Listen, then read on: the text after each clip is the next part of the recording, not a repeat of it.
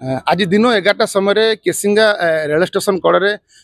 जड़े महिला ट्रेन रु पड़ी गुरुतर आहत हो छटपट होते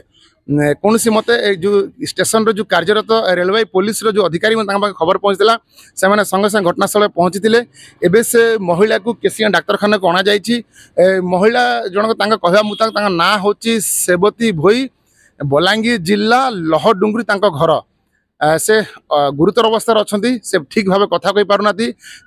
हाथ पापुली कटि जाइए बर्तमान डाक्तर उन्नत मान चिकित्सा भवानीपाटना मुख्य डाक्तखाना को रेफर कर सहित रेलवे पुलिस किसी जो अधिकारी अच्छा जो आम सब जो नहीं आलोचना करवा भाई आप ना चक्रधर बेहरा आपन नाटा चक्रधर बेहरा केनता काण हला एटा एटा माने स्टेशन मास्टर माने फोन करी कहले कि एंदा लेडीज टे माने पड़ी छे टी देखि देखन का गलु आ देखलु जे ई अवस्था पड़ी छन तापर आपन को सहायता हम धर के सरा आसन तापर से एबे तार अवस्था केनती काण अछि तो साथ माने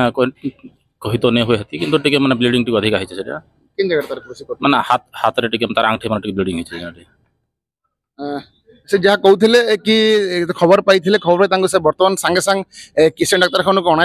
महिला जनकर हाथ पापुलीटी कटि जाइए मुहर शक्त आघात लगे क्यों परिस्थिति किभली दुर्घटना घटला ताहा ही तदंत सापेक्ष हेले महिला जनक कहवा मुताबक ना हूँ सेवती भोई और घर हूँ लहडुंगरी बलांगीर जिले में।